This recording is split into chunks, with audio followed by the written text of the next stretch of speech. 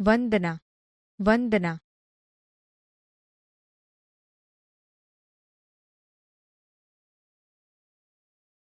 વિદ્યાર્થી મિત્રો, આપણા ભારત દેશમાં ઘણા વર્ષો પહેલા વિદ્યાર્થીઓ જ્ઞાન પ્રાપ્ત કરવા માટે ગુરુના આશ્રમમાં જતા. ગુરુ પોતાના આશ્રમમાં પોતાના શિષ્યોને વિદ્યા પ્રાપ્તિ કરાવતા.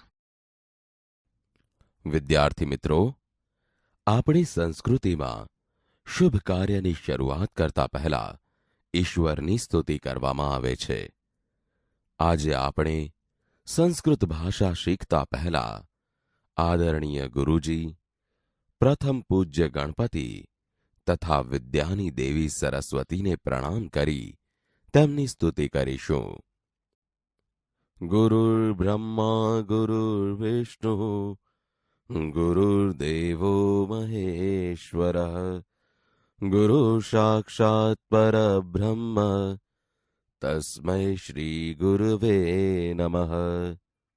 ગુરુર્બ્રહ્મા ગુરુર્વિષ્ણુ ગુરુર્દેવો મહેશ્વરઃ ગુરુ સાક્ષાત પરબ્રહ્મ તસ્મૈ શ્રી ગુરુવે નમઃ.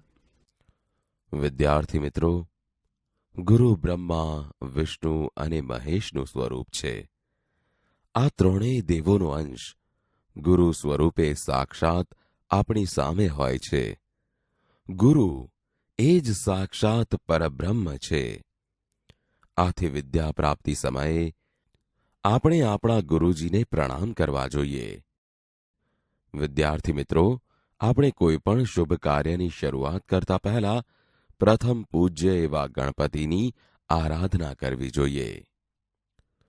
વક્રતુંડ મહાકાય સૂર્યકોટિ સમપ્રભ નિર્વિઘ્ન કુરુ મે દેવ સર્વકાર્યેષુ સર્વદા.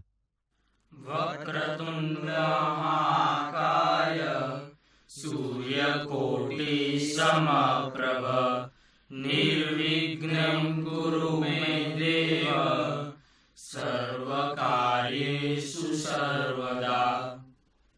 વિદ્યાર્થી મિત્રો, જે વાંકી સૂંઢવાળા, વિશાળ કાયાવાળા, જેમનામાં કરોડો સૂર્યનું તેજ સમાયેલું છે, તેવા દેવ ગણપતિની સ્તુતિ કરતા આપણે કહીશું કે હે દેવ, તમે અમારું દરેક કામ નિર્વિઘ્ન રૂપે પૂર્ણ કરો. આજે આપણે વિદ્યા પ્રાપ્તિ માટે એકત્ર થયા છીએ, તો હવે આપણે વિદ્યાની દેવી સરસ્વતી માતાની સ્તુતિ કરીશું.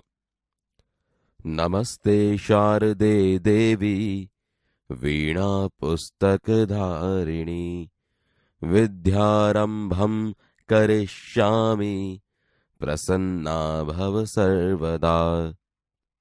નમસ્તે શારદે દેવી વીણા પુસ્તકધારિણી વિદ્યારંભં કરિષ્યામિ પ્રસન્ના ભવ સર્વદા. આપણે સરસ્વતી માતાને પ્રણામ કરતા કહીશું કે હે સરસ્વતી દેવી, વીણા અને પુસ્તકને ધારણ કરનારી, હે માં, હું વિદ્યાનો આરંભ કરવા જાઉં છું, તો આપ સદાય મારા પર પ્રસન્ન રહો.